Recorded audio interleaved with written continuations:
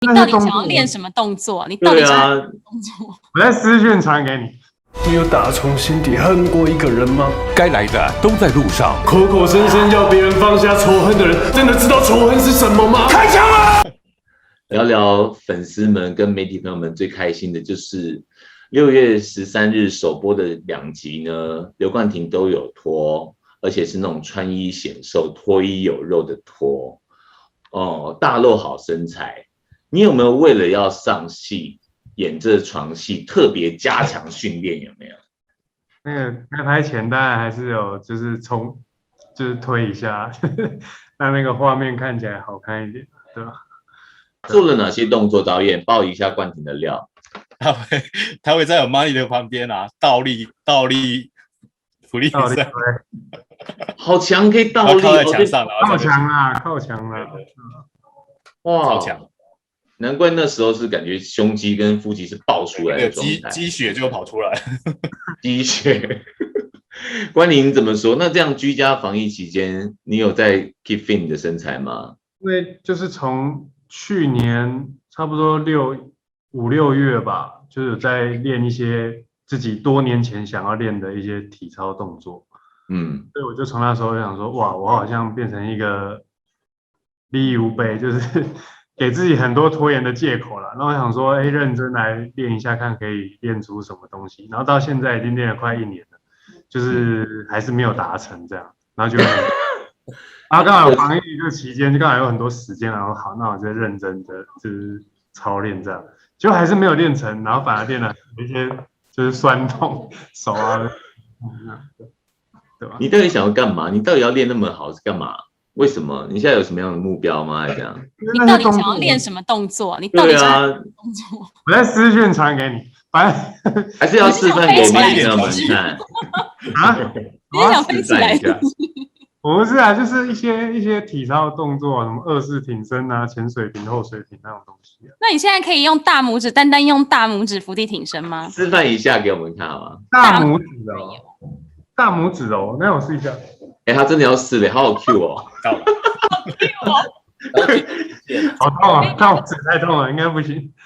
对，你这个无关乎胸肌的大拇指的那个耐受的力道不太。那下一次想要挑战什么角色，就是随缘啦，不知道，对吧？你也不知道会有什么角色会来找你。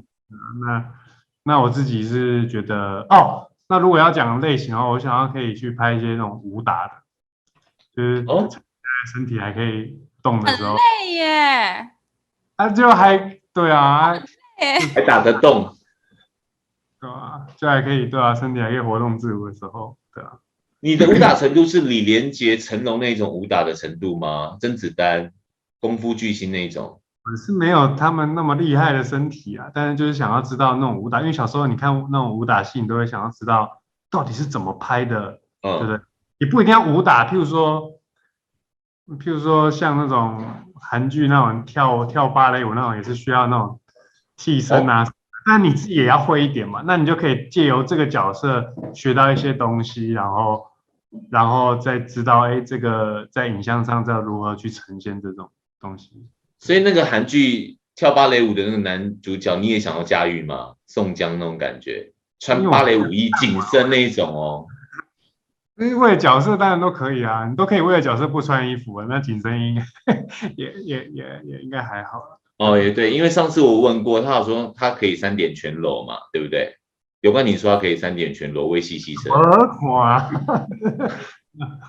很不同这次饰演的是市议员杨启霄，也很认真，事前有做了很多考察，做足了功课，有做了哪些市议员的调查呢？凯勋，我们就真的跟台北市的议员，某位议员跟了他一天的行程，某位议员，然后有真的去参与他们的开会过程，就坐在议员的旁边，然后我们也有去那个议会板桥的那个议会去现场观摩了，去观摩了2次，就是看他们在开所谓的那个大会啊、小会，还有他们在沟通协调一些事情的时候，然后年轻一点的议员的处理方式跟年长一点的传统一点的，跟像我戏里面演的这个角色是正二代的时候，他们处理方式还有说话的方式，其实落差非常的大。